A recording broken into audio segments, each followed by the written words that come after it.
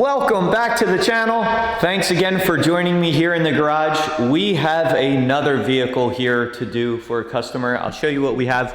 It's an Infiniti XJ35, I believe it's called. But you can see the dent right here on the fender. Pretty good crease right by the headlight there. So what I'm planning on doing with this first is glue pulling some of this deepness out. You can see it's pretty deep in there, so we'll glue pull that, get some of the deepness out, then we'll see if we can access it either down through the top or even go up through this liner under here. We might go right up in there. So we'll take you along with us as we normally do and start the process. Let's see how this thing turns out.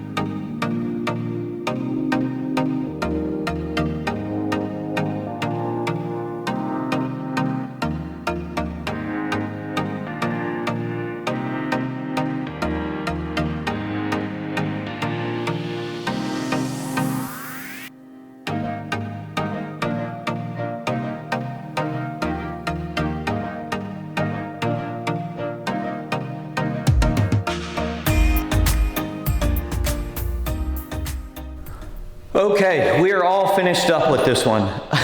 Another one that turned out to be a difficult dent.